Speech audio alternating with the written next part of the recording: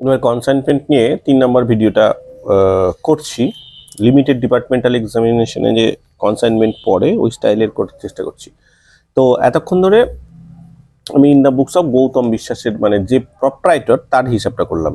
এইবার in the books of এই শুভদীপ মজুমদারও তো একটা কনসাইনি, এরও আবার বইয়ে লিখতে হয়, তো এই অ্যাকাউন্টসটা তৈরি করতে হয়, তো সেইটা খুব একটা পড়ে না।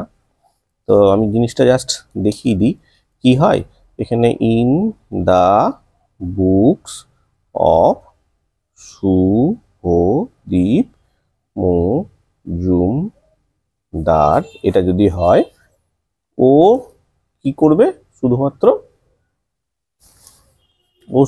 কি করবে, গৌতম অ্যাকাউন্টটাই রাখবে। আর ওর কিছু দরকার নেই রাখা। ও দেখবে আমি কত টাকার কমিশন পাবো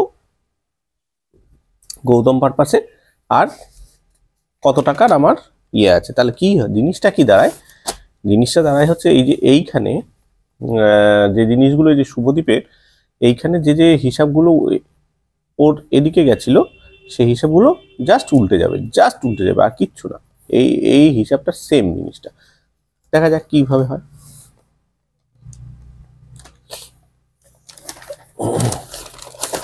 প্রথমে ও কি করেছিল,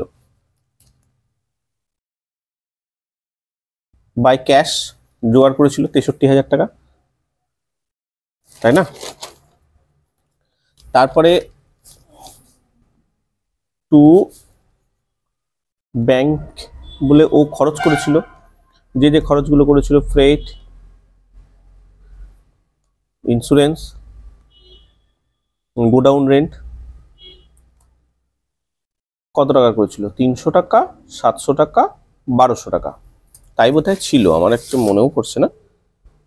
টোটাল 2200 টাকা।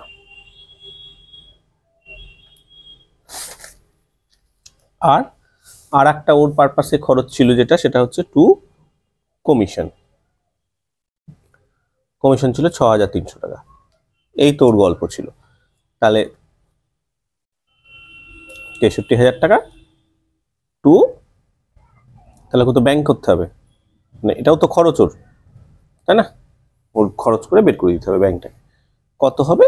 ওই যেখানে এটা ছিল 54,500 এই অ্যাকাউন্টটা এই একটাই হয়, ওই জন্য এটা খুব একটা পড়ে না। জাস্ট মানে এদিকের যে গৌতমের অ্যাকাউন্টের যে শুভদীপের বলে যে অ্যাকাউন্ট আছে, শুভদীপের বইয়ে আবার গৌতম অ্যাকাউন্টটা এক্স্যাক্টলি তার উল্টো, সেই জন্য এটা খুব একটা পড়ে না। আচ্ছা, এরপরে আমরা অন্যান্য পার্টগুলো নিয়ে আলোচনা করব। তাহলে কনসাইনি অ্যাকাউন্টটা একটুখানি দেখা হলো। কনসাইনি অ্যাকাউন্ট দেখার পরে এবার যদি আমরা একটু ইয়েতে যাই, এর পরের স্টেজটাতে যাই, তাহলে এরকম হবে। প্রথমে নিয়ে আসি ধারে বিক্রিটা। তার মানে আমার যে জিনিসটা, আমি শুধু কনসাইনমেন্ট অ্যাকাউন্টটা তৈরি করি, SIGNMENT, কনসাইনমেন্ট টু দিল্লি ছিল, দিল্লি অ্যাকাউন্ট বলে যেটা ছিল যে শুভদীপের সঙ্গে, ওটাই অঙ্কটা, ওটাই তো অঙ্কটার মধ্যে আস্তে আস্তে ওই একই অঙ্কে বারবার না লিখে ওই একই অঙ্কের মধ্যে জটিলতাগুলো নিয়ে আমরা আস্তে আস্তে কাজ করব, ঠিক আছে? তো এই হলো। এবার এখানে যে এই যে সেল হয়েছে, এটা গুডস সেন্ট অন কনসাইনমেন্ট যেটা ছিল, সেটা তো 50,000 টাকা ছিলই, ঠিক আছে? এবার এটা বাই ক্যাশ, মানে বাই শুভদীপ অ্যাকাউন্টে ক্যাশ সেল, আমি ধরে নিলাম 4,000 পিস বিক্রি হয়েছিল, ঠিক আছে? এখন একটু কমে গেল, 4,000 পিস 60,000 টাকায় বিক্রি হয়েছিল, ঠিক আছে? আর বাই কনসাইনমেন্ট ডেটর্স,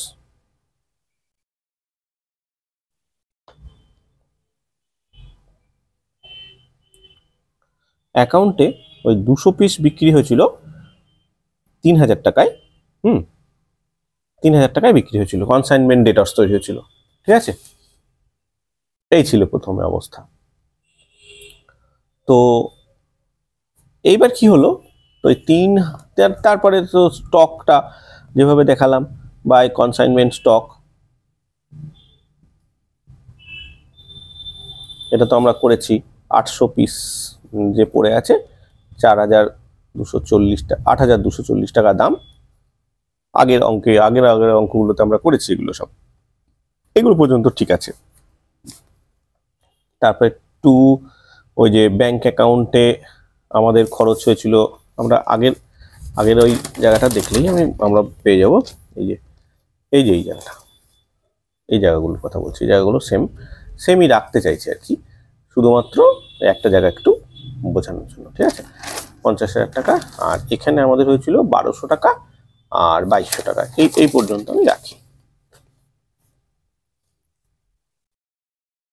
তাহলে ব্যাংক অ্যাকাউন্টে বিভিন্ন খাতে খরচ হয়েছিল 1200 টাকা, আর শুভদীপ নিজে করেছিল কত টাকা? নিজে করেছিল হচ্ছে 2200 টাকা খরচ করেছিল এক্সপেন্সেস, ঠিক আছে। এই পর্যন্ত আমরা দেখেছিলাম। এইবার কমিশনটা কি? এটাও কিন্তু এই যে সানডে ক্রেডিটর্স তৈরি হয়েছে, এটাও কিন্তু ক্রেডিট সেলের কারণেই তো তৈরি হয়েছে, সেলের উপরেই তো তাহলে ওকে কমিশন দেবো, তাহলে কমিশনটাও কিন্তু সেম থাকবে, ঠিক আছে। তাহলে কমিশনটাও সেম থাকলো, আবার সেই শুভদীপ অ্যাকাউন্ট কমিশন দিয়ে 6,300 টাকা, এটা পর্যন্ত এক থাকলো। এবার দেখা গেল এই যে 3,000 টাকা যে আমরা ইয়েটা তৈরি করেছি, 3,000 টাকার যে আমাদের ওই সানডে ডেটর্সটা তৈরি হয়েছে না, যেটা হচ্ছে আমাদের ধারে বিক্রি করার জন্য, দেখা গেল এর মধ্যে থেকে কেউ একজন 100 টাকা দিতে পারবে না, বা 500 টাকা দিতে পারবে না, আর বড়ই করে দিলাম। তখন কি করতে হবে, এইখানে না একটা খরচ মাত্রা, একটু ব্যাড ডেট অন কনসাইনমেন্ট বলে আরো 500 টাকা বাদ দিয়ে দিতে হয়, ঠিক আছে। তাহলে আমার প্রফিটের জায়গাটা কত দাঁড়ালো? এই যে আগের যা মানে হিসাবে ছিল, এগুলো তো সবই এক। তাহলে 11,840 টাকা ছিল, সেই জায়গায় 500 টাকা কমে যাবে, তাহলে 11,340 টাকা। এখানে শুধু to profit on consignment account হলো 11,340 টাকা, এইটা গিয়ে দাঁড়ালো, ঠিক আছে। এখানে transfer to P&L account, PL অ্যাকাউন্টে আমি এই প্রফিটটাকে ট্রান্সফার করে দেবো। এই দুটো যোগ করলে যোগফলটা একই দাঁড়াবে, 63 আর 71,240, এখানেও 71,240।